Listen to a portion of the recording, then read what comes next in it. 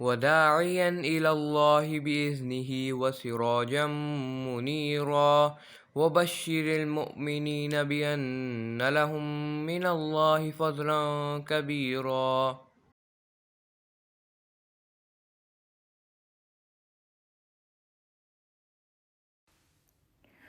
نحمده ونصلي على رسوله الكريم اما بعد فاعوذ بالله من الشيطان الرجيم بسم الله الرحمن الرحيم رب اشرح لي صدري ويسر لي امري واحلل عقدة من لساني يفقهوا قولي رب زدني علما اللهم فقهنا في الدين اللهم إني أسألك إيمانا لا يرتد ونعيما لا ينفد ومرافقة محمد صلی اللہ علیہ وسلم فی اعلیٰ جنت الخلد آمین یا رب العالمین۔ آج انشاءاللہ ہم کتاب العمرہ شروع کریں گے۔ عمرہ کا لغوی معنی ہے زیارت کرنا، اور لغت میں امارت المسجد الحرام سے بھی اس کو مشتق بتایا گیا ہے، یعنی مخصوص آداب اور شرائط کے ساتھ بیت اللہ کی زیارت کر کے مسجد حرام کی آبادی کا باعث بننا عمرہ کہلاتا ہے۔ اور ابو ہریرہ رضی اللہ تعالیٰ عنہ کے فرمان کے مطابق حج کے مقابلے میں عمرے کو حج اصغر کہا جاتا ہے، جیسا کہ امام بخاری نے اسے بیان بھی کیا ہے۔ مختصر طور پر عمرہ اس طرح سے کیا جاتا ہے۔ نمبر 1، میقات سے احرام باندھا جائے۔ احرام کی 2 چادریں ہوتی ہیں مرد حضرات کے لیے، ایک پہن لی جاتی ہے، دوسری اوڑھ لی جاتی ہے۔ احرام باندھتے وقت کندھے ڈھانپے جاتے ہیں اور پھر عمرے کی نیت کر کے تلبیہ کہتے رہنا چاہیے۔ خواتین کے لیے جو انہوں نے پہنا ہوا ہے لباس وہ کفایت کرتا ہے احرام کے لیے، صرف یہ ہے کہ وہ لباس ساتر ہونا چاہیے اور ڈھیلا ڈھالا پہنے تاکہ آپ کو چلنے میں آسانی ہو، موومنٹ میں آسانی رہے، اور آپ کے سر کے بال جو ہیں وہ کورڈ ہوں، اندر سے نظر نہ آ رہے ہوں، اور اچھی طرح سے آپ پن اپ کریں کہ تاکہ آپ کو کوئی پرابلم نہ ہو کسی ڈھلکنے کی، اسکارف کی یا چادر کی۔ پھر مسجد حرام میں داخل ہوتے وقت اللہم افتح لی ابواب رحمتک یہ دعا پڑھی جائے، اور طواف شروع کرنے سے پہلے مرد حضرات اپنا دایاں کندھا ننگا کر لیں گے۔ پھر حجر اسود کے سامنے کھڑے ہو کر بسم اللہ اللہ اکبر کہا جائے۔ ممکن ہو تو حجر اسود کو بوسہ دیا جائے، یا اسے ہاتھ لگا کر ہاتھ کو چوم لیا جائے، یا صرف ہاتھ سے اشارہ کیا جائے۔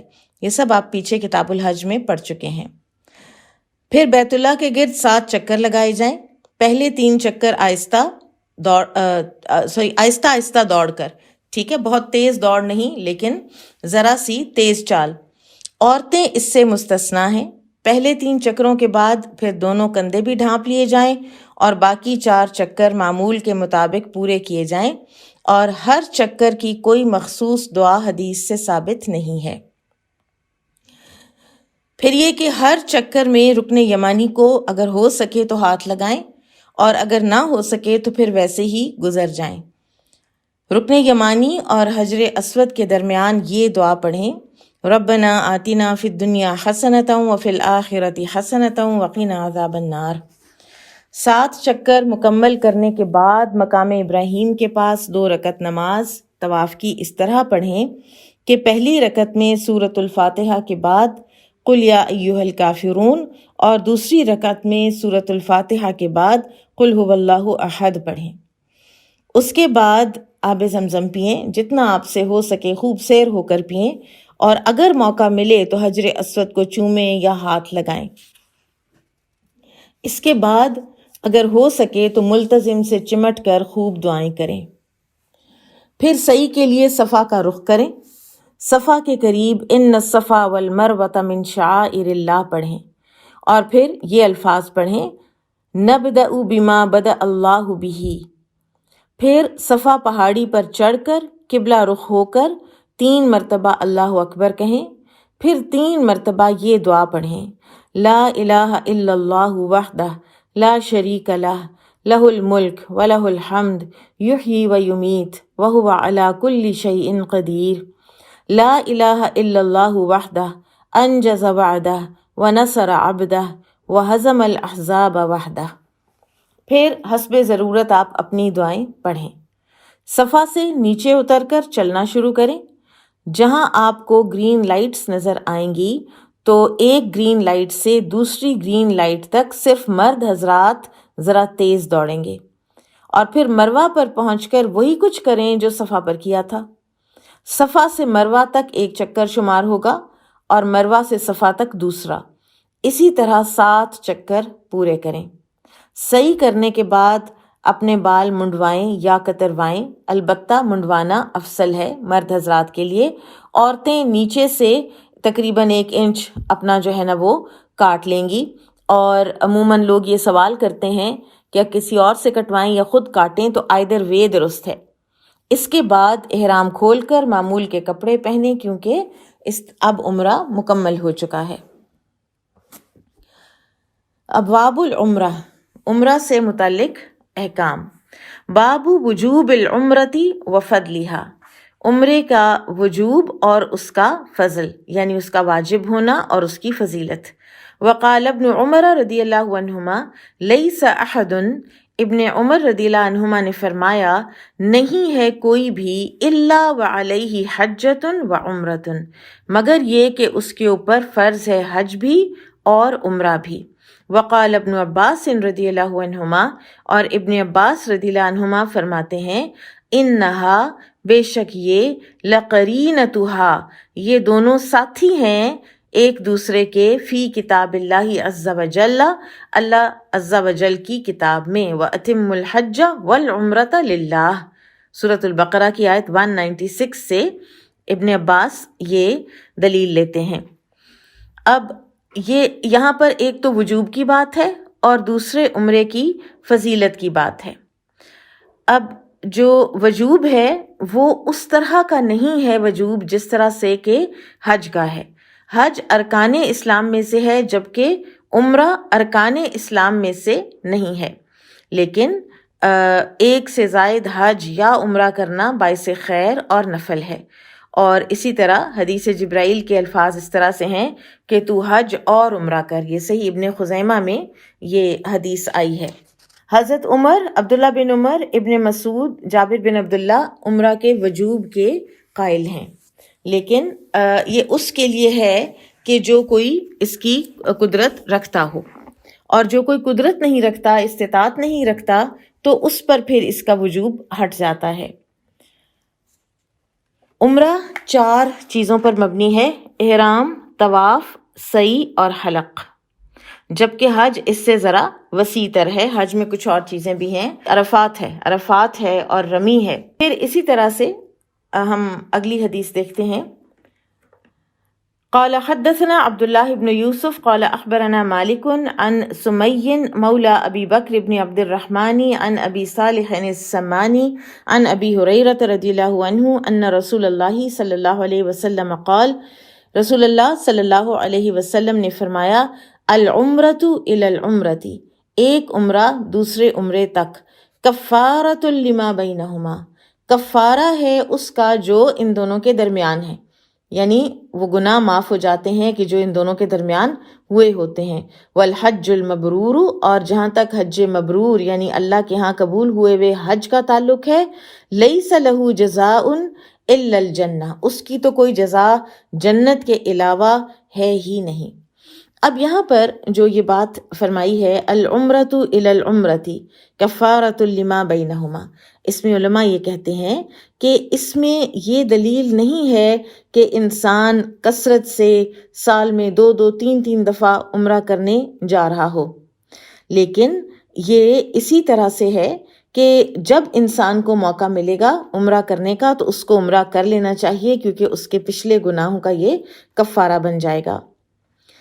علماء کا اختلاف ہے اس بات پر کہ کتنی کثرت سے عمرے کے لیے جایا جا سکتا ہے، اور جو زیادہ تر علماء ہیں وہ یہ کہتے ہیں کہ 1 سال میں تو 1 دفعہ ہی کیا کریں، اور جس طرح سے لوگ ہیں کہ ہفتے کے 7 دن ان کے لیے عمرے کا دن ہو جاتا ہے، وہ روزانہ جا کے تو وہاں سے احرام باندھ کے تو عمرہ کرتے ہیں، تو اس کی ضرورت نہیں ہے۔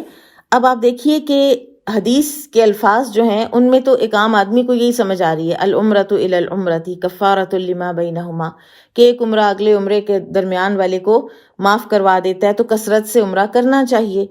اب ایک چیز ہوتی ہے کہ جو الفاظ مطلق ہوتے ہیں، مطلق کا مطلب ہے یعنی وہ وسیع ہوتے ہیں، ان میں یہی سمجھ آ رہی ہوتی ہے کہ یہ حکم عام ہے، لیکن مقید بالافعال ہوتے ہیں، یعنی ان کو ریسٹرکٹ کیا جاتا ہے یہ دیکھ کر کہ اس کے اوپر پریکٹس کتنی کی گئی ہے، اس کے اوپر افعال کتنا اپلائی ہوا ہے۔ تو ہم دیکھتے ہیں کہ رسول اللہ صلی اللہ علیہ وسلم نے، صحابہ کرام نے بار بار جا جا کر عمرہ نہیں کیا ہے، ٹھیک ہے۔ تو لہٰذا جیسے ابن تیمیہ رحمہ اللہ ہیں، وہ کہتے ہیں کہ کثرت سے بار بار عمرہ کرنا جو ہے، جیسے یعنی سال میں ایک ایک دو دو تین تین دفعہ جا جا کے کرنا، تو یہ اسلاف اس کو مکروہ سمجھتے تھے، بعض اسلاف اس کو مکروہ سمجھتے تھے۔ اب دوسری ایک اور حدیث ہے کہ کثرت سے حج اور عمرہ کیا کرو، کیونکہ یہ گناہوں کو، فقر کو اور گناہوں کو دھو ڈالتا ہے، جیسے بھٹی میں سے جب لوہا اس میں سے نکلتا ہے تو وہ بھی پاک صاف ہو جاتا ہے میل کچیل سے۔ تو اس سے بھی مراد یہ نہیں کہ انسان اگر مکہ میں رہتا ہے تو روزانہ ہل پہ جا کے تو آ کے عمرہ کرے، یا اگر ہم یہاں پہ رہتے ہیں تو ہمارے ذہن میں اور کوئی کام یا اس کی طلب آئے ہی نہیں سوائے اس کے کہ ہم کہیں کہ بس ہم بھاگ کے جا کے عمرہ کرائیں۔ تو اسلاف جو ہیں وہ اس چیز میں بیلنس رکھا کرتے تھے۔ اللہ عالم۔ بہرحال فضیلت والی حدیث بھی موجود ہے، حج اور عمرہ مسلسل کیا کرو، کیونکہ اس سے تنگ دستی اور گناہ اس طرح ختم ہو جاتے ہیں جس طرح بھٹی لوہے، سونے اور چاندی کی میل کچیل کو ختم کر دیتی ہے۔ یہ نسائی کی حدیث ہے۔ بابو من اعتمر قبل الحج، حج کرنے سے پہلے عمرہ کرنا۔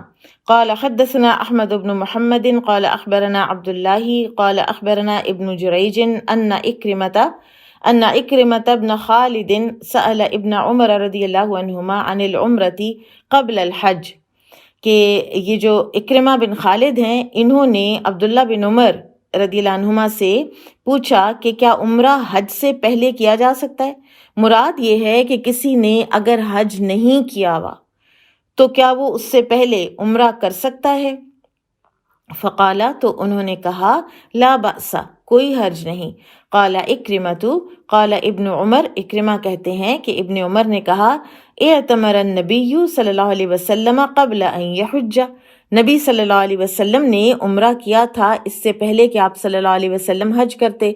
تو آپ صلی اللہ علیہ وسلم نے حج تو کیا ہے سن 10 ہجری میں، اور اس سے پہلے آپ صلی اللہ علیہ وسلم 3 عمرے ادا کر چکے تھے، ایک صلح حدیبیہ والا، ایک اس سے اگلے سال عمرۃ القضاء جس کو کہا جاتا ہے، اور ایک آپ صلی اللہ علیہ وسلم نے غزوہ حنین کے وقت جیرانہ سے آ کر عمرہ کیا تھا۔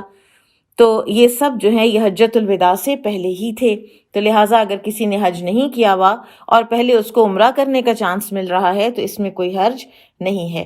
وقال ابراہیم بن سعد عن ابن اسحاق قال حدثني اکرمۃ بن خالد قال سألت ابن عمر مثله قال حدثنا عمرو بن علی قال حدثنا ابو عاصم قال اخبرنا ابن جریج قال اکرمۃ بن خالد سألت ابن عمر رضی اللہ عنہما مثله۔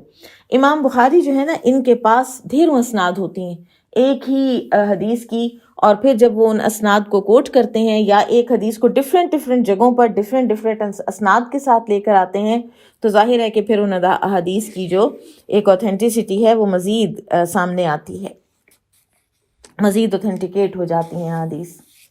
بابن کم اعتمر النبی صلی اللہ علیہ وسلم، نبی صلی اللہ علیہ وسلم نے کتنے عمرے کیے؟ قال حدثنا قتيبة قال حدثنا جرير عن منصور عن مجاہد قال دخلت انا وعروة بن الزبیر، یہ کہتے ہیں مجاہد کہ میں اور عروہ بن زبیر ہم داخل ہوئے المسجد، مسجد میں مراد ہے مسجد نبوی میں۔ فَإِذَا، تو اس وقت ہم نے دیکھا عبداللہ بن عمر رضی اللہ عنہ جالسن، بیٹھے ہوئے تھے، الی حجرت عائشہ، عائشہ رضی اللہ عنہ کے حجرے کے باہر۔ وَإِذَا أُنَاسٌ، اور لوگ جو ہیں یصلون فی المسجد، مسجد میں نماز پڑھ رہے تھے، صلاۃ الضحیٰ، ضحیٰ کی چاشت کی نماز۔ قال، تو انہوں نے فرمایا، یہ کہتے ہیں جو راوی ہیں، فَسَأَلْنَاهُ عَنْ صَلَاتِهِمْ، ہم نے عبداللہ بن عمر سے لوگوں کی اس نماز کے بارے میں پوچھا، ضحیٰ کی نماز کے بارے میں۔ فقال، تو انہوں نے کہا، بدعۃ، بدعت ہے۔ ثم قال له، پھر ان سے کہا، پوچھا ہم لوگوں نے، کم اعتمر النبی صلی اللہ علیہ وسلم، نبی صلی اللہ علیہ وسلم نے کتنے عمرے کیے تھے؟ قال اربع، انہوں نے کہا کہ 4، احداہن فی رجب، ایک ان میں سے رجب میں تھا، فکرہنا، تو ہمیں ناپسند ہوا، ان نرد علیہ، کہ ہم ان کی تردید کریں، ان کی جو ایک شان تھی، ان کی جو ایک مقام تھا، اس کی وجہ سے ہمیں ناپسند ہوا کہ ہم انہیں بتائیں کہ آپ کو غلطی لگ رہی ہے، رجب میں تو نبی صلی اللہ علیہ وسلم نے کوئی عمرہ نہیں کیا۔ قالا، پھر وہ کہتے ہیں، وَسَمِعْنَا اسْتِنَانَ عَائِشَةَ ام المؤمنین، اور ہم نے سنا استنان، مسواک کرنے کی آواز، عائشہ رضی اللہ عنہا ام المؤمنین کی، فی الحجرتی، حجرے کے اندر سے۔ فقال عروہ، تو عروہ کہتے ہیں، یا اماہ، اے امی جان، اے اماں جان، الا تسمعین، کیا آپ نہیں سن رہے، ما یقول ابو عبد الرحمن، کہ ابو عبد الرحمن کیا کہہ رہے ہیں؟ قالت عائشہ، عائشہ رضی اللہ عنہا نے فرمایا، ما یقول، کیا کہہ رہے ہیں وہ؟ قالا، تو ہم نے کہا، یعنی عروہ نے، یقول، وہ کہتے ہیں، ان رسول اللہ صلی اللہ علیہ وسلم، کہ رسول اللہ صلی اللہ علیہ وسلم نے اعتمرا، عمرے کیے، 4 عمرات، 4 عمرے، احداہن فی رجب، ان میں سے ایک جو ہے وہ رجب میں تھا۔ اب وہ خود تو انہوں نے تردید نہیں کی، لیکن یہ کیونکہ ظاہر ہے کہ ایک ایسی چیز تھی کہ جس کو کلیریفائی کرنا ضروری تھا، تو انہوں نے عائشہ رضی اللہ تعالیٰ عنہ کے تھرو کلیریفائی کرایا۔ یہ ہوتا ہے ادب۔ قالت یرحم اللہ ابا عبد الرحمن، عائشہ رضی اللہ عنہ بولی، رحم کرے اللہ ابو عبد الرحمن پر، ما تمر عمرتن، نہیں کیا کوئی عمرہ آپ صلی اللہ علیہ وسلم نے، الا وہو شاہدہ، مگر یہ کہ آپ اس میں موجود تھے۔ عبداللہ بن عمر تو ہر عمرے میں ساتھ تھے۔ وما اعتمر فی رجب قط، اور آپ صلی اللہ علیہ وسلم نے کبھی بھی عمرہ رجب میں نہیں کیا۔ قال حدثنا ابو عاصم قال اخبرنا ابن جریج قال اخبرنی عطاء عن عروة بن الزبیر قال سألت عائشة رضی اللہ عنہا قالت ما اعتمر رسول اللہ صلی اللہ علیہ وسلم فی رجب۔ عروہ کہتے ہیں کہ میں نے عائشہ رضی اللہ عنہ سے پوچھا تو انہوں نے بتایا کہ نبی صلی اللہ علیہ وسلم نے رجب میں کبھی کوئی عمرہ نہیں کیا۔ قال حدثنا حسان بن حسان قال حدثنا حمام عن قتادة سألت انس رضی اللہ عنہ کم اعتمر النبی صلی اللہ علیہ وسلم۔ قتادہ کہتے ہیں کہ میں نے انس سے پوچھا رضی اللہ عنہ، نبی صلی اللہ علیہ وسلم نے کتنے عمرے کیے؟ قال 4، انہوں نے کہا 4۔ عمرۃ الحدیبیہ، اب یہ ان 4 کی گنتی ہے۔ عمرۃ الحدیبیہ، حدیبیہ کا عمرہ سن 6 ہجری کا، ٹھیک ہے۔ یہ عمرہ ہوا نہیں تھا، کفار نے لوٹا دیا تھا، آپ جانتے ہیں، صلح حدیبیہ کر کے، اور لیکن ثواب عمرے کا ملا اور اس کو عمرہ ہی گنا جاتا ہے۔ فی ذی القعدہ، اور یہ کب ہوا تھا؟ ذو القعدہ میں۔ حیث صدہ المشرکون، جب آپ صلی اللہ علیہ وسلم کو مشرکین نے روک لیا تھا۔ وعمرۃ، اور دوسرا عمرہ، من العام المقبل، آنے والے سال میں، اگلے سال میں، فی ذی القعدہ، وہ بھی ذو القعدہ میں تھا۔ حیث صالحہم، جب انہوں نے، قریش نے وہ صلح حدیبیہ کے تحت اجازت دی تھی، ٹھیک ہے۔ یہ عمرۃ القضاء کہا جاتا ہے۔ اس کا یہ مطلب نہیں ہے کہ وہ قضاء عمرہ جو قضاء ہو گیا تھا صلح حدیبیہ کے وقت، عام طور پہ لوگ یہی سمجھتے ہیں۔ عمرۃ القضاء کہتے ہیں اس کو، قضاء فیصلے کو کہتے ہیں، کہ وہ جو فیصلہ ہوا تھا صلح حدیبیہ کے سال کہ آپ اگلے سال آ کے عمرہ کر لیں گے، تو اس کے تحت آپ تشریف لے گئے تھے عمرہ کرنے، تو اس لیے اس کو عمرۃ القضاء کہتے ہیں۔ وعمرۃ الجیرانہ، اور ایک عمرہ آپ نے کیا تھا غزوہ حنین کے وقت، جیرانہ سے آ کر، اذ قسم غنیمت، جب آپ نے غنائم تقسیم کیے تھے، اراہو حنین، اور یہ حنین کا وقت ہے میرا خیال ہے، وہ کہتے ہیں۔ قلتو کم حجہ، پھر میں نے پوچھا حج کتنے کیے آپ صلی اللہ علیہ وسلم نے؟ قال واحدتن، تو انس رضی اللہ عنہ نے فرمایا کہ ایک ہی۔ تو عمرے تینوں آپ صلی اللہ علیہ وسلم نے، جو حج کے علاوہ کا عمرہ ہے نا، باقی تینوں عمرے آپ صلی اللہ علیہ وسلم نے ذو القعدہ میں کیے ہیں، اور ایک عمرہ جو آپ نے حج کے ساتھ کیا ہے وہ ذو الحجہ میں کیا ہے۔ قال حدثنا حدبة قال حدثنا همام وقال اعتمر 4 عمر في ذي القعدة إلا التي اعتمر مع حجته. آپ صلی اللہ علیہ وسلم نے 4 عمرے کیے ذی القعدہ میں سوائے اس کے کہ جو آپ نے حج میں کیا تھا. عمرتہ من الحدیبیہ، ایک آپ کا عمرہ حدیبیہ کے وقت، ومن العام المقبل، اور ایک وہ جو اگلے سال کیا، ومن الجیرانہ، اور ایک وہ جو آپ نے جیرانہ سے آ کر کیا تھا، حیث قسم غنائم حنین، جب آپ حنین کی غنائم تقسیم کر چکے تھے. وعمرتم مع حجتہ، اور پھر آپ کا چوتھا عمرہ آپ کے حج کے ساتھ تھا. قال حدثنا احمد بن عثمان قال حدثنا شریح بن مسلمة قال حدثنا ابراہیم بن یوسف عن ابیہ عن ابی اسحاق قال سألت مسروقا وعطاء ومجاہدا فقالوا اعتمر رسول اللہ صلی اللہ علیہ وسلم فی ذی القعدة قبل ان یحج. نبی صلی اللہ علیہ وسلم نے عمرہ کیا ذی القعدہ میں حج سے پہلے. وقال سمعت البراء بن عازب رضی اللہ عنہما یقول اعتمر رسول اللہ صلی اللہ علیہ وسلم فی ذی القعدة قبل ان یحج مرتین. براء بن عازب کہتے ہیں کہ رسول اللہ صلی اللہ علیہ وسلم نے حج کرنے سے پہلے ذی القعدہ میں 2 عمرے کیے تھے، حالانکہ 3 کیے تھے. تو جو جیرانہ کا عمرہ ہے نا، اس کے بارے میں علماء یہ لکھتے ہیں کہ روایات میں آتا ہے کہ آپ صلی اللہ علیہ وسلم رات کے وقت جیرانہ سے مکہ تشریف لے گئے، عمرہ کیا اور واپس آ گئے. بہت سے صحابہ جو ہے نا، ان کو پتہ ہی نہیں چلا کہ آپ صلی اللہ علیہ وسلم مکہ سے عمرہ کر کے تشریف لے آئے ہیں، اور آپ ایسے ہی واپس آئے کہ گویا آپ نے رات ادھر ہی بسر کی تھی. تو لہٰذا کچھ صحابہ جو ہیں ان سے جیرانہ والا عمرہ جو ہے وہ مخفی رہ گیا. ایسا معلوم ہوتا ہے کہ براء بن عازب کو بھی اس کا نہیں پتہ تھا. اچھا، اب پیچھے جتنی بھی ہم نے احادیث پڑھی ہیں ان کو ذرا دیکھ لیں. نمبر 1، صحیح مسلم میں ہے کہ عائشہ رضی اللہ عنہا کی بات جب سنی ابن عمر نے کہ ابن عمر کو غلطی لگی ہے، وہ تو ہر عمرے میں ساتھ تھے، رجب میں تو کوئی عمرہ نہیں ہوا، تو ابن عمر خاموش ہو گئے. انہوں نے ہاں یا نا میں کوئی جواب نہیں دیا، اور اس سے یہ مطلب لیا جاتا ہے کہ انہوں نے بھی عائشہ رضی اللہ عنہا کے موقف سے اتفاق کر لیا. ہاں، اب یہ واضح رہے کہ رسول اللہ صلی اللہ علیہ وسلم نے 3 عمرے ذی القعدہ میں کیے ہیں، چوتھا عمرہ حجۃ الوداع کے ساتھ ذی الحج ہی میں ادا ہوا ہے. پھر آپ دیکھیں کہ ابن عمر نے چاشت کی نماز کو، ضحیٰ کی نماز کو بدعت کہا ہے. اب اس میں علماء یہ لکھتے ہیں کہ وہ لوگ جو ہیں اس وقت مسجد نبوی میں با جماعت نماز پڑھ رہے تھے، تو اس با جماعت نماز پڑھنے کو ابن عمر نے بدعت کہا تھا. ورنہ بعض کتابوں میں لکھا ہے، فقہ کی کتابوں میں، چاشت کے حوالے سے، ضحیٰ کے حوالے سے، کہ ابن عمر کے بارے میں آتا ہے کہ ان کا یہ معمول تھا کہ وہ آف اینڈ آن صلاۃ الضحیٰ پڑھا کرتے تھے.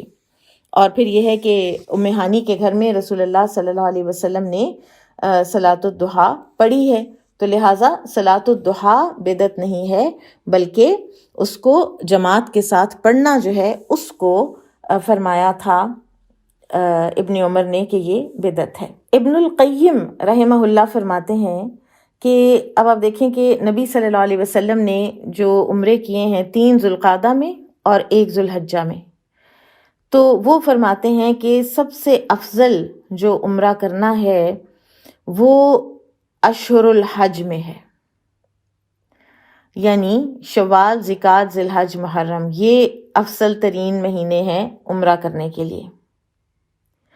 پھر وہ یہ فرماتے ہیں کہ کیا رمضان میں عمرہ کرنا افضل ہے یا اشہر الحج میں؟ اس لیے کہ جو عمرہ رمضان میں کیا جاتا ہے، وہ نبی صلی اللہ علیہ وسلم نے ایک صحابیہ ام سینان سے فرمایا تھا کہ تم عمرہ کر لو رمضان میں تو وہ میرے ساتھ حج کرنے کے برابر ہو جائے گا. تو بعض علماء یہ کہتے ہیں کہ یہ خطاب صرف ان خاتون کے لیے تھا، ام سینان کے لیے، کیونکہ وہ حجۃ الوداع میں نبی صلی اللہ علیہ وسلم کے ساتھ نہیں جا سکی تھیں. ان کا حج آپ کے ساتھ کرنے سے رہ گیا تھا، ان کے اپنے کوئی مسائل تھے. آگے آئے گی یہ حدیث. لیکن اکثر علماء نے اس سے اتفاق نہیں کیا. وہ کہتے ہیں کہ یہ عام حکم ہے، اور یہ جو رمضان میں عمرہ کرنے کا حج کے برابر ثواب ہے، یہ سب کے لیے ہے. پھر ان احادیث میں آپ کو یہ دلیل بھی ملتی ہے کہ ایک بہت ہی کبائر علماء میں سے صحابی تھے عبداللہ بن عمر، کبار صحابہ میں سے، کبار علماء میں سے، اور اسی طرح ہر عمرہ ساتھ کیا ہے نبی صلی اللہ علیہ وسلم کے. کسی بھی انسان کو غلطی لگ سکتی ہے، جیسا کہ عبداللہ بن عمر کو لگ گئی، جو اپنے زہد و ورع میں اور سنت رسول کی محبت میں اور اس کی فالو کرنے میں سب صحابہ سے آگے بڑھے ہوئے تھے، لیکن اس کے باوجود ان کو یہ وہم ہوا کہ آپ صلی اللہ علیہ وسلم نے رجب میں عمرہ کیا، اور اس وہم کو عائشہ رضی اللہ عنہا نے دور کر دیا. اور یہی سچی خیر خواہی ہوتی ہے کہ آپ پورے ادب کے ساتھ اگر کسی کو کوئی غلطی لگ رہی ہے تو اس غلطی کو درست کر دیا جائے. اور پھر اس میں حضرت عائشہ رضی اللہ تعالیٰ عنہ کا ایک حسن ادب اور ان کی تکریم بھی نظر آتی ہے. عربوں میں کنیت سے نام لینا جو ہے وہ تکریم کا ایک ایکسپریشن ہوتا تھا. تو انہوں نے، حضرت عائشہ نے یہ نہیں فرمایا کہ عبداللہ بن عمر پہ اللہ رحم کرے، انہوں نے فرمایا یرحم اللہ ابا عبد الرحمن.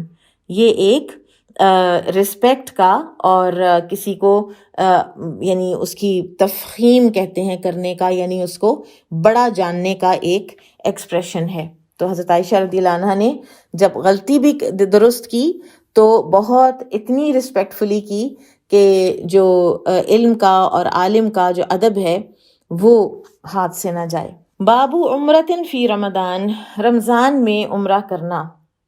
قال حدثنا مسدد قال حدثنا يحيى عن ابن جريج عن عطاء قال سمعت ابن عباس رضي الله عنهما يخبرنا يقول قال رسول الله صلى الله عليه وسلم لامرأة من الانصار، رسول اللہ صلی اللہ علیہ وسلم نے انصار کی ایک عورت سے کہا، سماہا ابن عباس، ابن عباس نے تو ان کا نام لیا ہے، فنسیت اسمہا، تو میں البتہ بھول گیا ہوں اس کا نام. عطا کہہ رہے ہیں ابن عباس نے تو نام بتایا تھا، میں بھول گیا ہوں. دوسری روایات سے پتہ چلتا ہے کہ ان کا نام ام سنان تھا.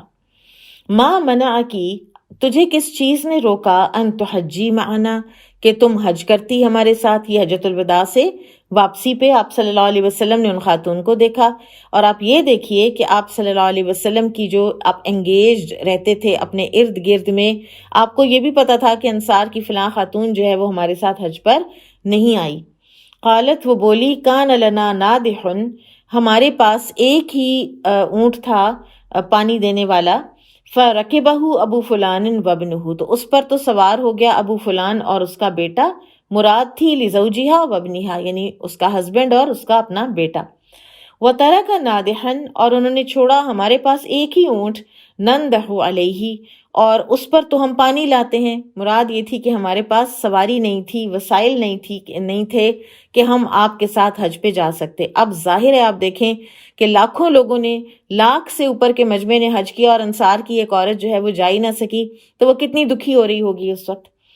فقالا، تو آپ صلی اللہ علیہ وسلم نے فرمایا، فَإِذَا كَانَ رمضان، جب رمضان آئے گا، اعتمری فیہ، تو تم اس میں عمرہ کرانا. فَإِنَّ عُمْرَةً فِي رَمَضَانَ حَجَّةٌ، کہ عمرہ جو ہے رمضان میں وہ حج کے برابر ہے. او نحون مما قالا، یا آپ نے اس سے ملتے جلتے الفاظ ارشاد فرمائے. تو رمضان میں عمرہ کرنے کا ثواب حج کے برابر ہے اور ہمیشہ کے لیے ہے. یہ صرف ام سنان کے لیے نہیں تھا، لیکن اس پر تمام علماء کا اتفاق ہے کہ عمرہ کسی صورت فرض حج کے قائم مقام نہیں ہو سکتا. آپ اگر حج کرنے کی استطاعت رکھتے ہیں اور پھر بھی حج نہیں کرتے، اور آپ رمضان میں کوئی 10 عمرے کراتے ہیں اور آپ کہتے ہیں کہ میں نے حج کے برابر کر لیے ہیں، تو وہ جو آپ کا ایک فرض حج ہے نا وہ اس کی کفایت نہیں کرے گا. ٹھیک ہے، یہ ثواب میں مشابہت ہے. تو ابن خزیمہ لکھتے ہیں کہ ایک چیز کی کسی دوسری چیز سے جب مشابہت پائی جاتی ہے تو اسے دوسری چیز کے مثل کہہ دیا جاتا ہے. ٹھیک ہے، ثواب میں اس کو ایک جیسا ایکویٹ کر دیا گیا. لہٰذا رمضان کا عمرہ فرضی حج اور کوئی نظر مانی ہوئی ہو حج کی تو اس کے لیے کفایت نہیں کرتا. یہ امام ترمذی کہتے ہیں کہ انہوں نے امام بخاری کے ایک استاد تھے اسحاق بن راویہ، جن کی خواہش پر ہی امام بخاری انسپائر ہوئے اور پھر انہوں نے صحیح بخاری لکھی تھی. تو وہ کہتے ہیں کہ اس حدیث کے معنی ایسے ہی ہیں جیسا کہ حدیث میں آتا ہے کہ قل هو اللہ احد 1/3 قرآن کے برابر ہے. لیکن اس کا یہ مطلب تو نہیں ہے کہ آپ کہیں کہ میں نے 1/3 قرآن پڑھ لیا ہے۔ 1/3 قرآن تبھی ہوگا جب آپ 1/3 قرآن یعنی 10 سپارے تلاوت کر لیں گے فزیکلی، تو لیکن وہ معنی اور مفہوم کے اعتبار سے وہ 1/3 قرآن کے برابر ہے۔ ابن عربی کہتے ہیں کہ رمضان المبارک کی برکت سے عمرہ حج کا مقام پاتا ہے۔ ٹھیک ہے، سو ڈفرینٹ جو آپ کے علماء ہیں نا، انہوں نے اس کی ایکسپلینیشن دی ہے کہ کہیں ایسا نہ ہو کہ کوئی غلط فہمی میں حج کو چھوڑ دے اور رمضان میں عمرہ کر لے اور کہے کہ میرا تو حج ہو گیا۔ پھر ابن جوزی کہتے ہیں کہ حضور قلب سے جس طرح کسی عمل کا ثواب زیادہ ہو جاتا ہے، اسی طرح وقت کی شرافت سے بھی عمل کا ثواب بڑھ جاتا ہے۔ آپ کس وقت میں کر رہے ہیں، اس وقت میں کرنے کا ثواب زیادہ ہو جاتا ہے۔ بالکل اسی طرح کہ اگر آپ حضور قلب سے عبادت کرتے ہیں تو وہ بہتر ہوتی ہے اس عبادت سے جو آپ غافل دل سے کرتے ہیں۔ بہرحال یہ حدیث اپنے عموم پر ہے۔ رمضان میں عمرہ کرنے سے حج کا ثواب ملنا صرف ام سینان رضی اللہ عنہ تک محدود نہیں ہے، یہ صرف ان کی خصوصیت نہیں ہے، یہ ہر کسی کے لیے ہے۔ پھر اس سے بعض علماء نے یہ بھی کہا ہے کہ اگر کوئی جینوئنلی حج نہیں کر سکتا، حج کی استطاعت نہیں رکھتا کسی وجہ سے، چاہے فزیکل ہے چاہے مالی ہے، کوئی بھی ہے، تو اگر وہ رمضان میں عمرہ کرے گا تو انشاءاللہ اللہ تعالیٰ اس کو حج کا ثواب دیں گے، وہ حج کا ثواب اس طرح سے حاصل کر سکتا ہے۔ باب العمرتی لیل الحسبتی وغیرہا، محسب کی رات یا اس کے علاوہ کسی وقت عمرہ کرنا۔ قال حدثنا محمد قال اخبرنا ابو معاویۃ قال حدثنا ہشام عن ابیہ عن عائشۃ رضی اللہ عنہا قالت خرجنا مع رسول اللہ صلی اللہ علیہ وسلم، ہم نکلے رسول اللہ صلی اللہ علیہ وسلم کے ساتھ موافین لہلال ذی الحجہ، اور ذو الحجہ کا چاند طلوع ہو چکا تھا۔ فقال لنا، تو آپ نے ہم سے فرمایا، من احب منکم، جو کوئی پسند کرے تم میں سے، ان یحل بالحج، کہ وہ احرام باندھے حج کا، فلیحل، تو وہ حج کا باندھ لے، ومن احب، اور جو پسند کرے، ان یحل بعمرۃ، کہ وہ احرام باندھے عمرہ کا، فلیحل بعمرۃ، تو وہ عمرے کا احرام باندھ لے۔ فلولا انی، تو اگر مجھے نہ یہ اہدیتو، اگر میں نہ لایا ہوتا ساتھ ہدی کا جانور، لأہللت بعمرۃ، تو پھر میں عمرہ ہی کا احرام باندھتا۔ قالت، وہ بولی، فمنا من احل بعمرۃ، ہم میں سے کچھ ایسے تھے جنہوں نے عمرے کا احرام باندھا، ومنا من احل بحج، اور کچھ ایسے تھے کہ جنہوں نے حج کا احرام باندھا، وکنت ممن، اور میں ان میں سے تھی جنہوں نے احل بعمرۃ، احرام باندھا عمرے کا۔ فأذلنی یوم عرفہ، تو آیا مجھ پر یوم عرفہ، کس حال میں، وأنا حائض، جبکہ میں حائضہ تھی۔ فشکوت الی النبی صلی اللہ علیہ وسلم، تو اس کی میں نے شکایت کی نبی صلی اللہ علیہ وسلم سے۔ فقالا، تو آپ نے فرمایا، ارفدی عمرتک، اپنا عمرہ چھوڑ دو، وانقضی رأسک، اور کھول دو اپنا سر، بال کھول دو، وامتشطی، اور کنگھی کر لو، واہلی بالحج، اور حج کا احرام باندھ لو۔ فلما کان لیلۃ الحسبہ، اور جب لیلۃ الحسبہ آئی، ارسل معی عبد الرحمن، تو میرے ساتھ بھیجا رسول اللہ صلی اللہ علیہ وسلم نے میرے بھائی عبد الرحمن بن ابی بکر کو، الی التنعیم، تنعیم کی طرف، فاحللت بعمرۃ، تو میں نے احرام باندھا عمرہ کا، مکان عمرتی، اپنے اس عمرے کی جگہ جو مکہ انٹر ہوتے ساتھ میں نہیں کر سکی تھی۔ بعض علماء جو ہیں ائمہ کرام، انہوں نے لیلۃ الحسبہ جو ہے اس کو، اور یہ 13 ذی الحج تھی، ٹھیک ہے، یہ 13 ذی الحج تھی، 13 ذی الحج کی رات تھی، تو بعض علماء نے اس رات عمرہ کی ادائیگی کو مکروہ خیال کیا ہے۔ تو امام بخاری نے ثابت کیا ہے کہ اس رات یا اس کے علاوہ دیگر اوقات میں عمرہ کرنا جائز ہے، کیونکہ حج کی تکمیل ہو چکی ہوتی ہے، اس لیے عمرہ کرنے پر پابندی لگانا بے بنیاد ہے۔ ابن بطال، جنہوں نے صحیح بخاری کی شرح لکھی ہے، وہ فرماتے ہیں کہ اس عنوان کا جو امام بخاری نے ترجمۃ الباب باندھا ہے، اس کا فقہی مسئلہ یہ ہے کہ حاجی جب حج مکمل کر لیتا ہے تو ایام تشریق کے ختم ہوتے ہی وہ عمرہ کر سکتا ہے، جیسا کہ حدیث عائشہ سے واضح ہے۔ لیکن جب تک ابھی اس نے اپنے حج کے افعال ارکان سارے پوری طرح سے ادا نہیں کیے ہوئے تو اس وقت تک پھر وہ عمرہ نہ کرے۔ اس لیے ایام تشریق، یوم عرفہ، یوم النحر کسی بھی وقت جا کے حاجی اٹھے اور کہے کہ میں ایک عمرہ کراتا ہوں تو یہ کرنا درست نہیں ہے۔ پھر آپ دیکھیے کہ پیچھے کتاب الحج میں ہم نے بارہا پڑھا کہ جو حضرت عائشہ رضی اللہ تعالیٰ عنہ فرماتی ہیں کہ ہم نکلے حج کے لیے رسول اللہ صلی اللہ علیہ وسلم کے ساتھ، اور ہم نے ابھی ذی القعدہ کے 5 دن ابھی باقی تھے، اور یہاں پر یہ ہے کہ حمل موافین لہلال ذی الحجہ، ہم نکلے کہ جب کہ ذی الحج کا چاند نکل چکا تھا۔ تو اس میں جو زیادہ جو روایت لی گئی ہے، جس کو ایکسیپٹ کیا گیا ہے، وہ وہی ہے کہ 5 دن جب ذی القعدہ کے ابھی باقی تھے۔ اور یہ جو یوم عرفہ پہ آپ صلی اللہ علیہ وسلم عائشہ رضی اللہ عنہ کے پاس تشریف لائے ہیں اور وہ حائضہ تھیں، تو اس کا یہ مطلب نہیں ہے کہ عرفہ کے دن حیض آیا ہے۔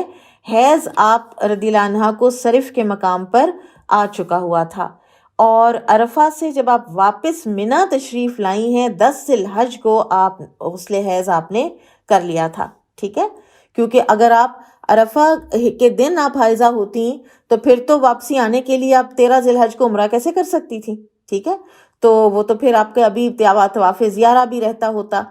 حیض پہلے آ چکا تھا، آپ صلی اللہ علیہ وسلم کو عرفہ کے دن انہوں نے بتایا ہے، وہ رو رہی تھیں، اور پھر اس کے بعد وہ جو نہائی ہیں، غسل حیض کیا ہے انہوں نے کیا ہے 10 ذی الحج کو۔ اور حج کی جو روایات ہیں نا، ان میں کافی کیونکہ یہ اتنا بڑا ایک ایونٹ تھا اور اتنے زیادہ راویان حدیث ہیں کہ جو ہیں کبھی کہیں نہ کہیں کسی کو کوئی بھول لاحق ہوئی ہے، کسی سے کوئی سہو ہوا ہے۔ تو ابن القیم زاد المعاد میں لکھتے ہیں کہ ہم جہاں کہیں بھی اختلاف ہوگا نا، جیسے یہاں پہ ہے کہ بہت سی روایات میں یہ ہے کہ ابھی تو ذی القعدہ کے 5 دن باقی تھے تو ہم نکلے، اس میں ہے کہ ہم ذی الحج کے چاند میں نکلے ہیں، تو ابن القیم کہتے ہیں کہ ہم اختلاف کو چھوڑ دیں گے اور مشہور بات پر ہم اعتماد کر لیں گے۔ اور فلما کانت لیلۃ الحسبہ، اور یہ بعض نے کہا ہے کہ یہ 13 ذی الحج کی رات تھی، اور بعض نے کہا ہے کہ یہ 14 ذی الحج کی رات تھی، اور زیادہ درست بات 14 ذی الحج والی ہے، ٹھیک ہے؟ اور اس کو حسبہ کہتے ہیں چھوٹی چھوٹی کنکریوں کو۔ نبی صلی اللہ علیہ وسلم وادی محسب میں رات آپ نے گزاری، تو اس لیے اس نسبت سے اس رات کو لیلۃ الحسبہ کہتے ہیں۔ اور جو آپ صلی اللہ علیہ وسلم نے اینڈ میں عائشہ رضی اللہ عنہ کو تنعیم سے عمرہ کروایا ہے، تو یہ حضرت عائشہ کی ایک جو الہا گزاری تھی کہ میں پیچھے رہ رہی ہوں نیکی کے کام میں، سب لوگ 2 مناسک کر کے جا رہے ہیں، میں صرف ایک کر کے جا رہی ہوں، تو آپ صلی اللہ علیہ وسلم نے فرمایا اچھا ٹھیک ہے، اوکے جاؤ، تم جا کے تم عمرہ کر آؤ۔ بابو عمرۃ التنعیم، تنعیم سے عمرہ کرنا۔ قال حدثنا علی بن عبد اللہ قال حدثنا سفیان عن عمرو سمع عمرو بن اوس ان عبد الرحمن بن ابی بکر رضی اللہ عنہما اخبرہ ان النبی صلی اللہ علیہ وسلم امرہ ان یردف عائشہ۔ عبد الرحمن بن ابی بکر کہتے ہیں کہ نبی صلی اللہ علیہ وسلم نے ان کو حکم دیا کہ وہ عائشہ رضی اللہ عنہا کو اپنے پیچھے بٹھائیں سواری پر، وَيُعْمِرَهَا، اور ان کو عمرہ کروا لائیں، من التنعیم، تنعیم سے۔ تنعیم جو ہے وہ سب سے قریبی ہل تھا، ہل وہ جگہ کہ جو حرم نہ ہو، حرم سے باہر۔ قال سفیان مرتن سمیت عمرن کم سمیتہ من عمرن، تو سفیان بن عیینہ نے کبھی تو کہا کہ میں نے عمر بن دینار سے سنا، اور کبھی کہا کہ میں نے عمر سے کئی بار یہ بات سنی۔ اور اس حدیث سے یہ پتہ چلتا ہے کہ اگر اہل مکہ نے عمرہ کرنا ہے تو وہ جو حج کا احرام ہے تو وہ اپنے گھروں سے بھی باندھ سکتے ہیں، لیکن اگر اہل مکہ عمرہ کرنا چاہتے ہیں تو کچھ علماء نے تو یہ کہا ہے کہ وہ جب کبھی کہیں کسی کام سے فار ایگزامپل ملک سے باہر گئے ہیں، یا وہ شہر سے باہر گئے ہیں، جدہ گئے ہیں، ریاض گئے ہیں، دمام گئے ہیں، کہیں گئے ہیں تو وہاں سے واپس آ رہے ہیں تو پھر وہ عمرہ کریں گے، پھر وہ پہن کے آ جائیں احرام اور آ کے عمرہ کر لیں۔ لیکن دوسرے یہ کہتے ہیں کہ وہ اگر کرنا چاہیں تو وہ اٹھیں اپنے گھروں سے، پھر وہ سب سے قریبی ہل میں جائیں، ٹھیک ہے، اور سب سے قریبی ہل جو ہے وہ تنیم بھی ہو سکتا ہے، وہ عرفہ بھی ہو سکتا ہے، وہ جیرانہ بھی کسی کا ہو سکتا ہے، ٹھیک ہے؟ تو وہاں وہ جائیں اور وہاں سے عمرے کا احرام باندھیں اور پھر عمرہ کر لیں۔ قال حدثنا محمد بن المثنى قال حدثنا عبد الوهاب بن عبد المجيد عن حبيب المعلم عن عطاء قال حدثني جابر بن عبد الله رضي الله عنهما ان النبي صلی اللہ علیہ وسلم، نبی صلی اللہ علیہ وسلم نے احل احرام باندھا، و اصحابہ اور آپ کے صحابہ کرام نے، بالحج حج کا، ولیس مع احد منہم ہدی اور نہیں تھی ان میں سے کسی کے پاس بھی ہدی کا جانور، غیر النبی صلی اللہ علیہ وسلم و طلحہ، سوائے نبی صلی اللہ علیہ وسلم کے اور طلحہ رضی اللہ عنہ کے، وکان علی اور جو علی رضی اللہ عنہ تھے، قدم من الیمن تو وہ یمن سے تشریف لائے تھے، وہ مدینہ سے نہیں آئے تھے نبی صلی اللہ علیہ وسلم کے ساتھ، ومعہ ہدیو اور ان کے ساتھ بھی ہدی تھی، فقال تو انہوں نے کہا، علی رضی اللہ عنہ نے، احللت بما احل به رسول اللہ صلی اللہ علیہ وسلم، میں نے نیت کی ہے احرام کی وہی جو رسول اللہ صلی اللہ علیہ وسلم کا احرام ہوگا، یہ حدیث پیچھے گزر چکی ہے، وَأَنَّ النَّبِيَّ صلی اللہ علیہ وسلم اور نبی صلی اللہ علیہ وسلم نے، اذن لأصحابہ اجازت دی اپنے صحابہ کو، ان یجعلوها عمرتن کہ اس کو عمرہ میں تبدیل کر دیں، ٹھیک ہے؟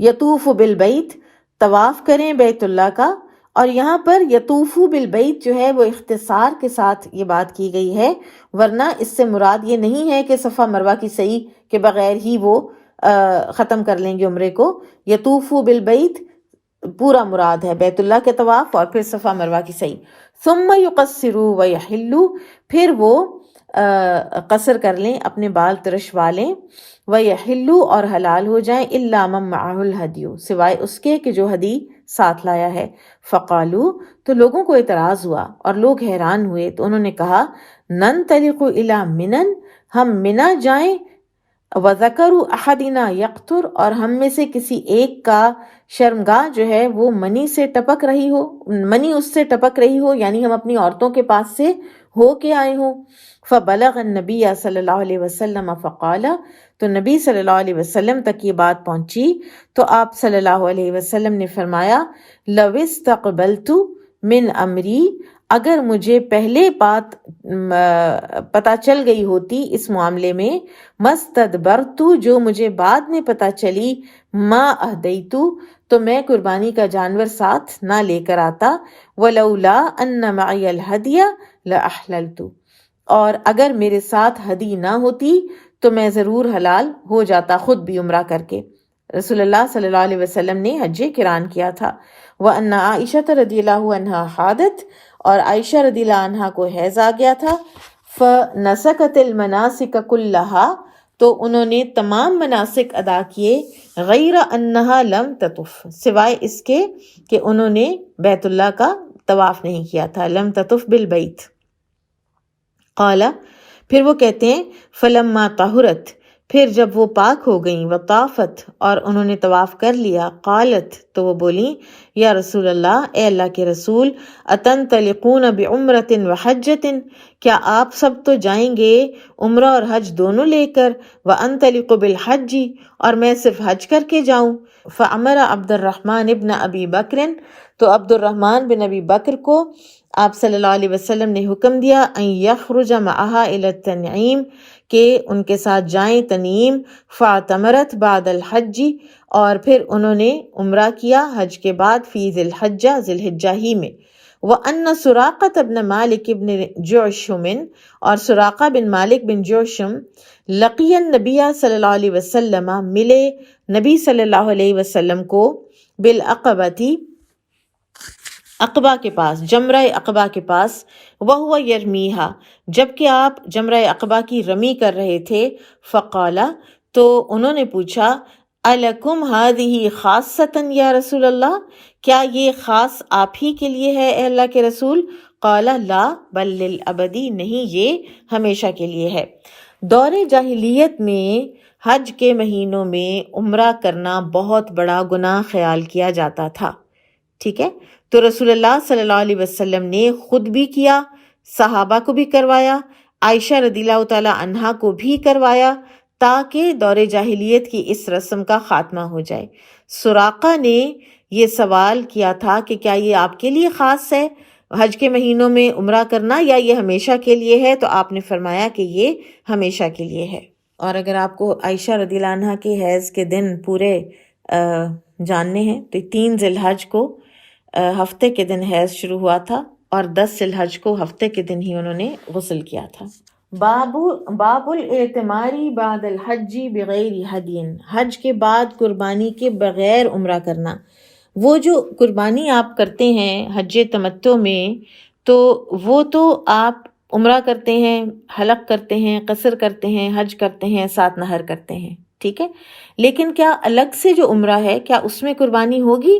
یہ امام بخاری کلیریفائی کر رہے ہیں کہ وہ بغیر ہدی کے عمرہ ہو جاتا ہے۔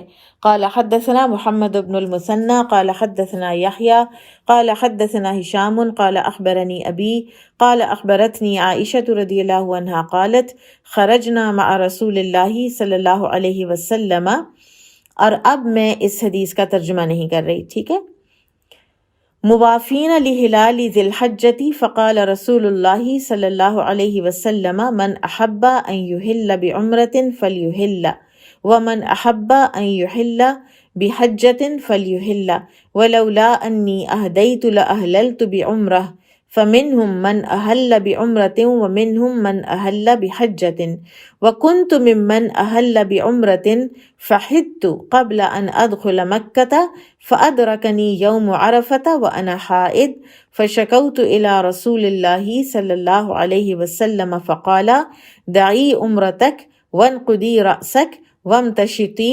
واحلی بالحج ففعلت فلما كانت ليلة الحصبة أرسل معي عبد الرحمن إلى التنعيم فأردفها فأهلت بعمرة مكان عمرتها فقد الله حجها وعمرتها ولم يكن في شيء من ذلك هدي ولا صدقة ولا صوم۔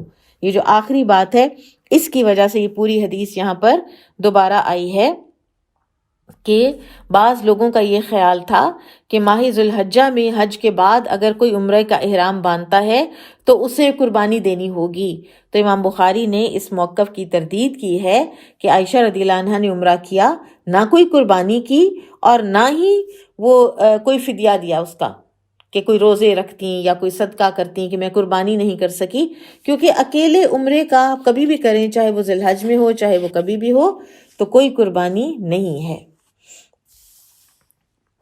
باب اجر العمرۃ علی قدر النسب، عمرے کا ثواب بقدر مشقت ہے۔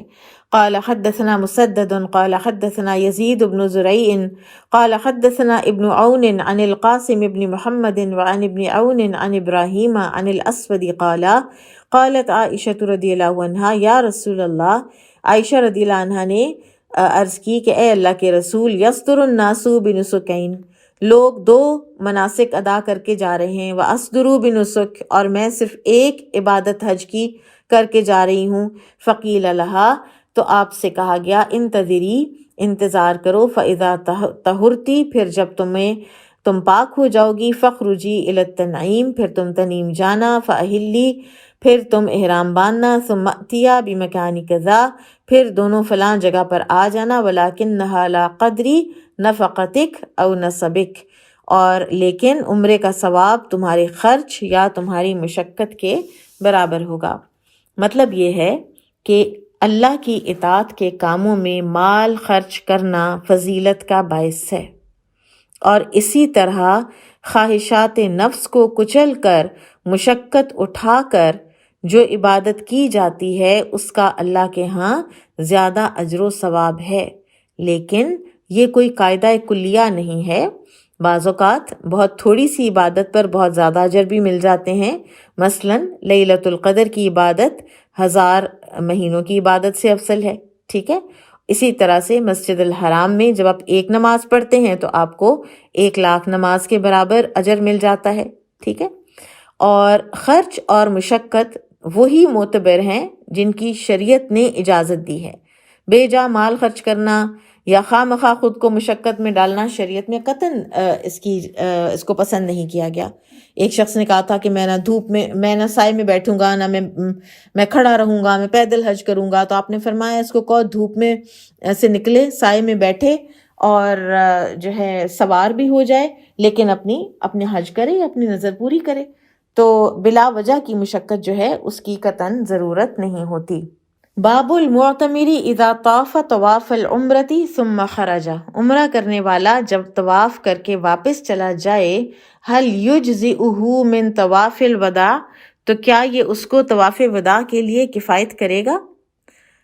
یعنی اگر کسی نے عمرہ کیا ہے اور عمرے کے فوراً بعد اب اس نے نکلنا ہے مکہ سے، تو کیا اس کو عمرے کے بعد ایک اور طواف وداع فوراً کرنا پڑے گا یا وہی عمرہ کفایت کرے گا؟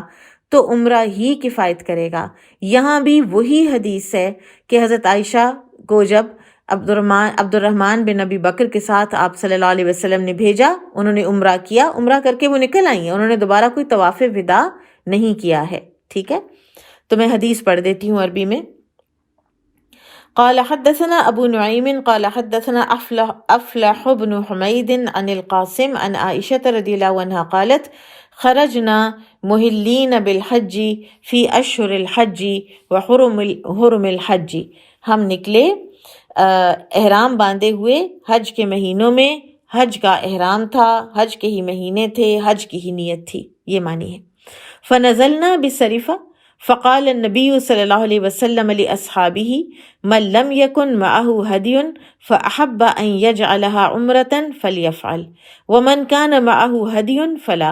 وكان مع النبي صلى الله عليه وسلم ورجال من أصحابه ذوي قوة الهدي فلم تكن لهم عمرة. فدخل علي النبي صلى الله عليه وسلم وأنا أبكي فقال ما يبكيك؟ قلت سمعتك تقول لأصحابك ما قلت فمنعت العمرة. قال وما شأنك؟ قلت لا أصلي. قال فلا يضرك، أنت من بنات آدم كتب عليك ما كتب عليهن. یہاں پر بڑا خوبصورت یہ انداز ہے کہ عائشہ رضی اللہ عنہا نے بجائے یہ کہنے کے کہ مجھے حیض ہے، انہوں نے فرمایا کہ میں نے نماز نہیں پڑھنی.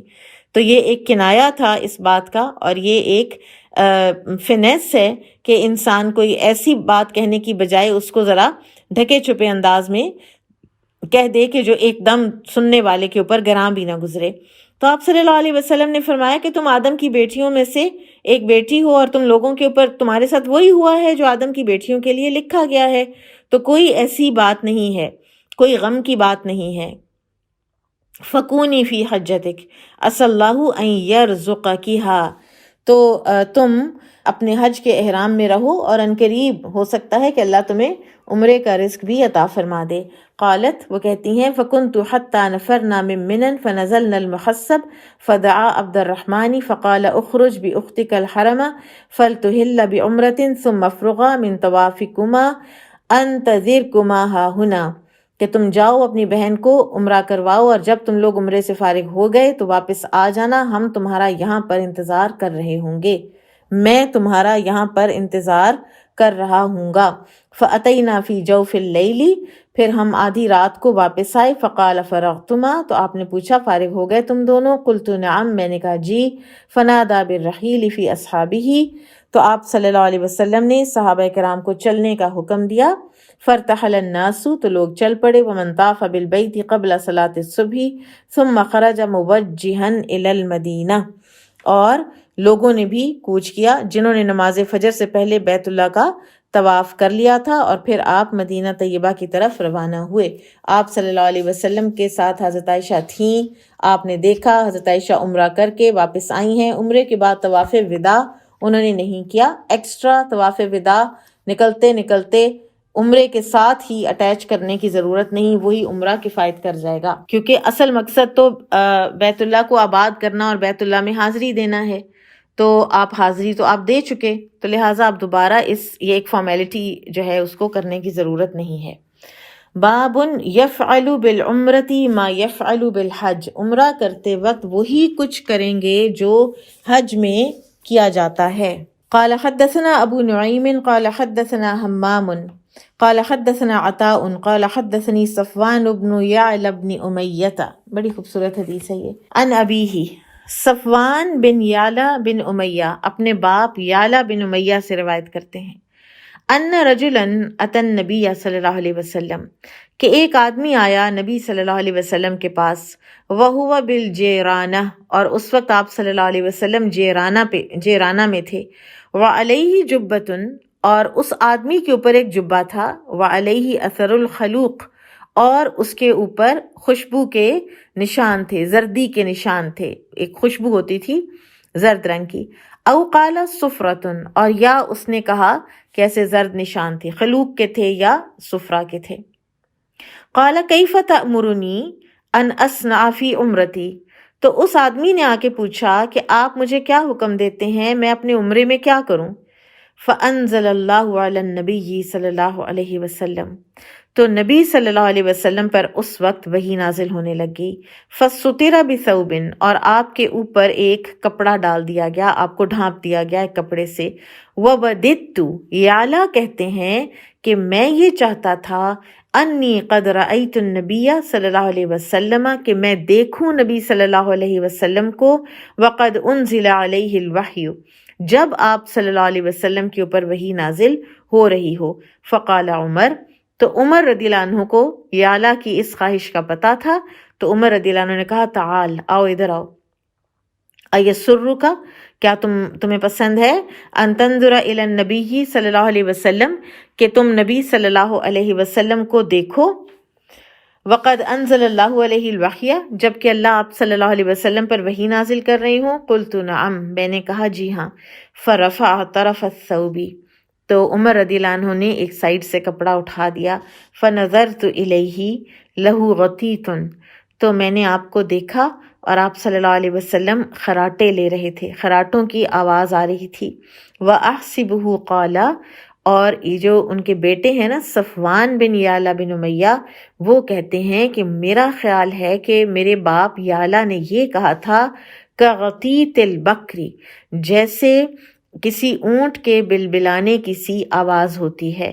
فلما سری عنہ، پھر جب آپ صلی اللہ علیہ وسلم سے یہ کیفیت زائل ہوئی، قال، تو آپ نے فرمایا این السائل عن العمرہ، عمرے کے بارے میں سوال کرنے والا کدھر ہے، اخلع عنک الجبہ، پھر آپ نے اس کو کہا کہ اپنا جبہ اتار دو، واغسل اثر الخلوقی، اور یہ جو خلوق کا سارا نشان ہے تمہارے جبے کے اوپر اس کو دھو ڈالو، ان کا جو تمہارے اوپر ہے، وانق الصفرہ، اور یہ جو زردی ہے اس کو بھی صاف کر ڈالو، وصنع فی عمرتک، اور اپنے عمرے میں وہی کچھ کرو، کما تصنع فی حجک، جو کچھ تم حج میں کرتے ہو۔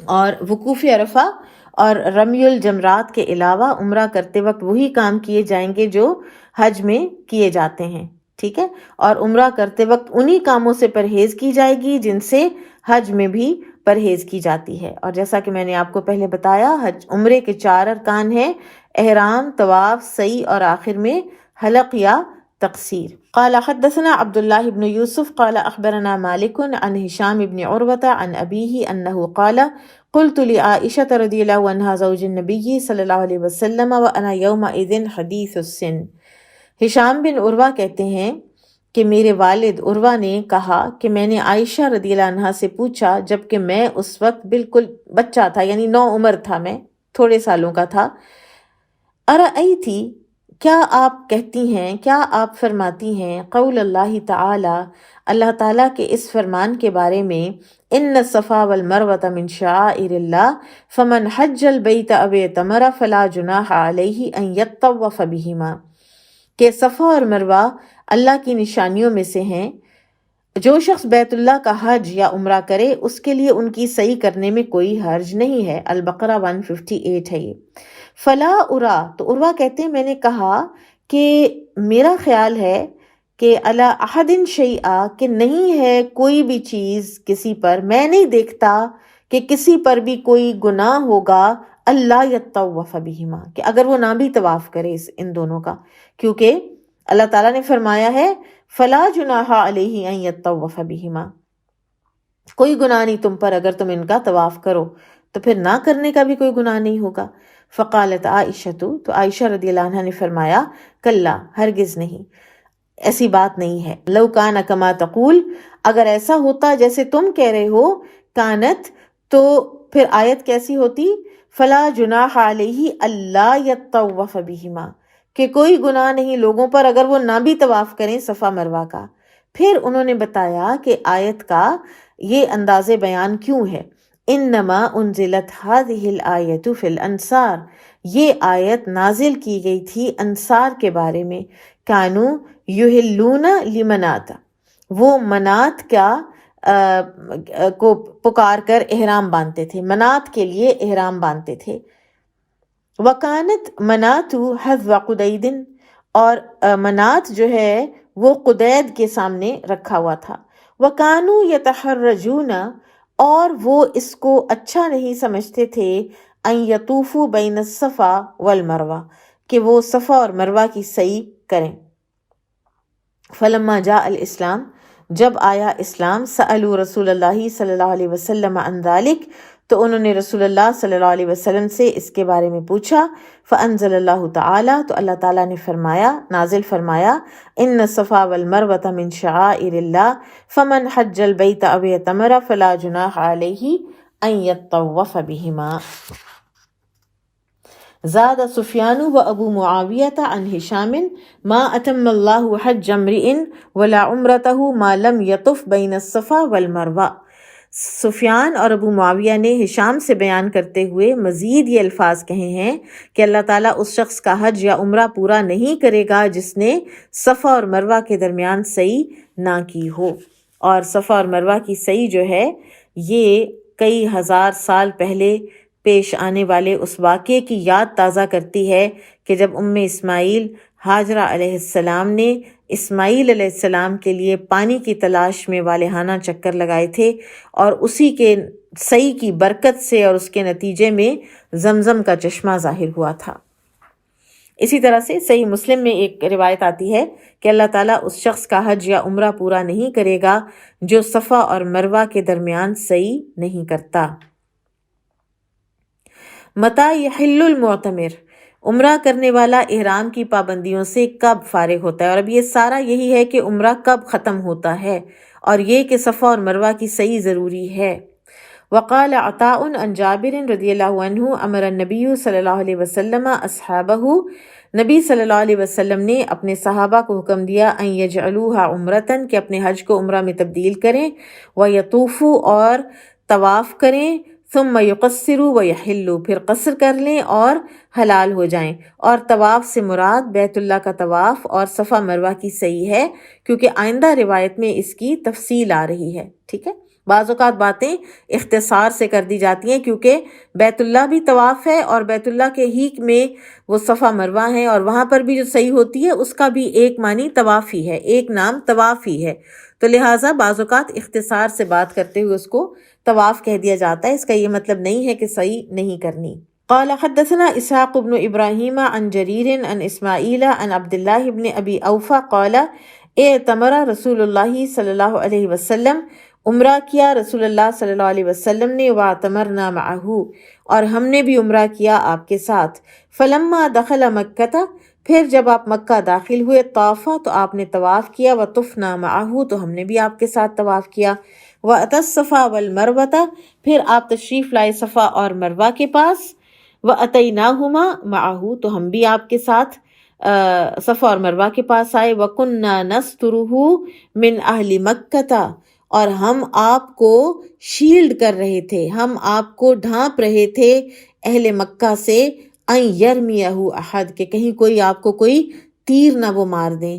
فقال له صاحب لی، میرے ساتھی نے یہ پوچھا صحابی سے، اکان دخل الکعبہ، کیا وہ کعبہ میں داخل ہوئے تھے؟ قال لا، انہوں نے کہا کہ نہیں. اور یہ جو بیان ہے یہ عمرۃ القضاء کا بیان ہے، صلح حدیبیہ سے اگلے سال سن 7 ہجری کا. اور اس وقت جب اہل مکہ یا باہر نکل گئے تھے یا اپنے گھروں میں سے دیکھ رہے تھے، تو ان کو یہ تھا کہ کہیں کوئی، کیونکہ وہ دشمن تھے، کہ کہیں کوئی تیر نہ مار دے نبی صلی اللہ علیہ وسلم کو. اور اس دفعہ آپ صلی اللہ علیہ وسلم کعبہ میں داخل نہیں ہوئے. پھر اسی مجلس میں ان لوگوں نے صحابی سے یہ کہا ہے، اور صحابی کون ہے یہاں پر؟ ابن ابی اوفا کہ قال فحدثنا ما قال لخدیجہ، ہمیں بتائیے کہ نبی صلی اللہ علیہ وسلم نے خدیجہ رضی اللہ عنہا کے بارے میں کیا فرمایا تھا۔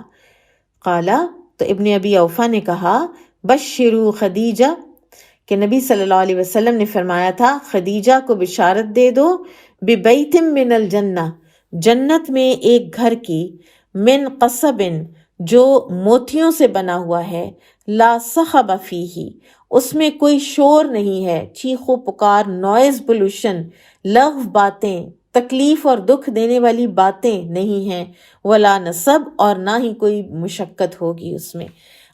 خدیجہ رضی اللہ تعالی عنہ نے جو پروپیگنڈا نبی صلی اللہ علیہ وسلم کے بارے میں دکھ بھرا سنا ہے، جتنی ایذا رسانی آپ صلی اللہ علیہ وسلم کی ہوتی انہوں نے دیکھی ہے، دیگر ازواج مطہرات نے تو وہ چیز دیکھی ہی نہیں، وہ چیز ایکسپیرینس ہی نہیں کی جو خدیجہ رضی اللہ عنہا نے کی ہے۔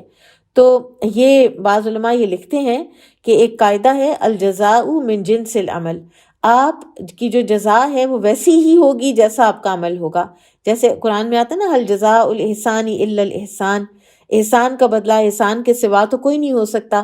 تو اسی طرح سے خدیجہ رضی اللہ عنہا نے دنیا میں نبی صلی اللہ علیہ وسلم کے حوالے سے اتنی ایذا رسانی سنی اور دیکھی اور برداشت کی اور مشقت برداشت کی، شیب ابی طالب کی 3 سال کی مشقت برداشت کی، اور اس کے علاوہ بھی تو اللہ تعالیٰ نے ان کو جنت میں ایسا محل دیا ہے موتیوں کا کہ جس میں نہ کوئی شور ہے اور جس میں نہ ہی کوئی تھکاوٹ ہے، سکون ہی سکون ہے۔ قال حدثنا الحمیدی قال حدثنا سفیان عن عمرو بن دینار قال سألنا ابن عمر رضی اللہ عنہما عن رجل، کہ ہم نے ابن عمر رضی اللہ عنہما سے ایک آدمی کے بارے میں پوچھا، طاف بالبیت فی عمرۃ، جس نے بیت اللہ کا طواف کیا ہے اپنے عمرے میں، ولم یطف بین الصفا والمروہ، اور ابھی اس نے صفا اور مروہ کی سعی نہیں کی، طواف صفا مروہ کا نہیں کیا، ایاتی امرأتہ، کیا وہ اپنی بیوی کے پاس جا سکتا ہے؟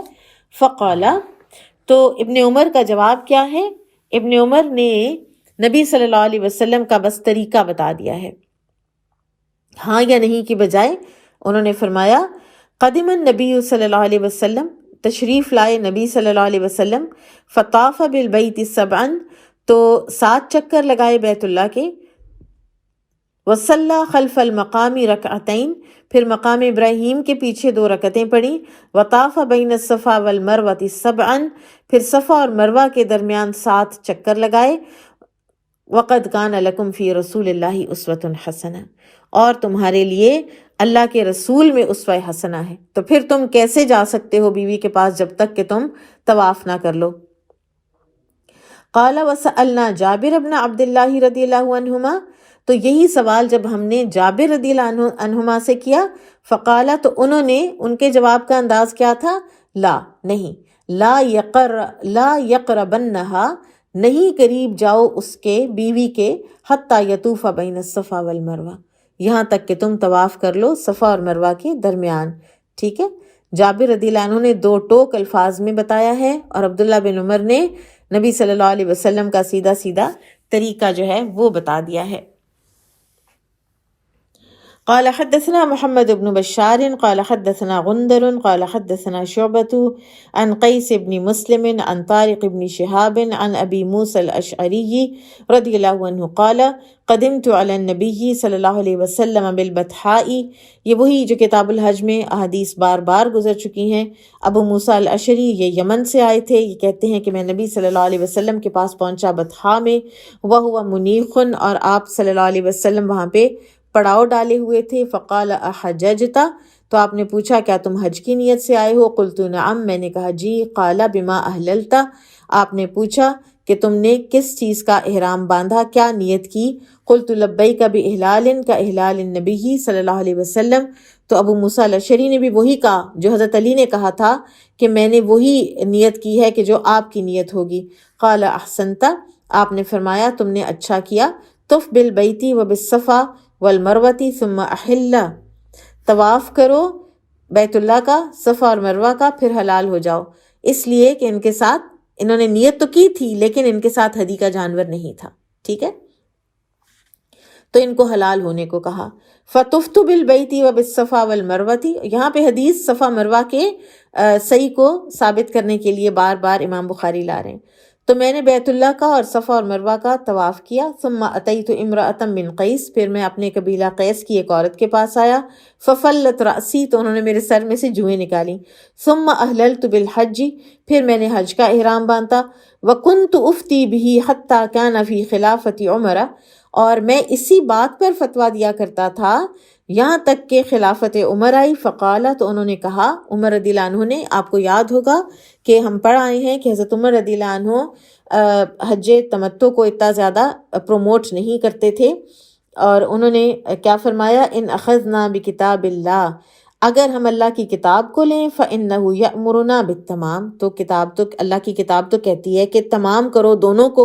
وَأَتِمُّ الْحَجَّ وَالْعُمْرَةَ لِلَّهِ، تو وہ اس کو اس طرح سے انڈرسٹینڈ کرتے تھے کہ حج قران کرنا چاہیے، درمیان میں حلال نہیں ہونا چاہیے.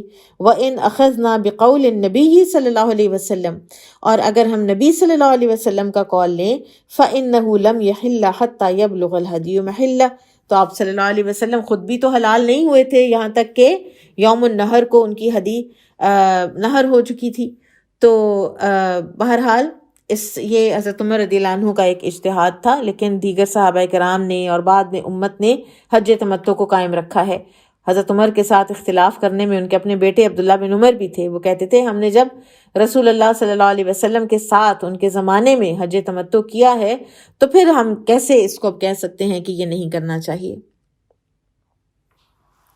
قال حدثنا احمد قال حدثنا ابن وهب قال اخبرنا عمرو عن ابي الاسود ان عبد الله مولى اسماء بنت ابي بكر حدثه انه كان يسمع اسماء تقول، اسماء بنت ابی بکر کے غلام کہتے ہیں کہ میں، اور آزاد کردہ غلام کہتے ہیں کہ میں نے اسماء رضی اللہ عنہ کو یہ فرماتے سنا، کلما مرت بالحجون، جب بھی وہ حجون کے مقام سے گزرتیں، صلی اللہ علی رسولہ محمد، صلی اللہ علی رسولہ محمد کہتی، پھر کہتی لقد نزلنا معہ ہا ہنا، ہم یہاں پر اس مقام پر اترے تھے ان کے ساتھ، یاد کرتی تھی، ریمینس کرتی تھی.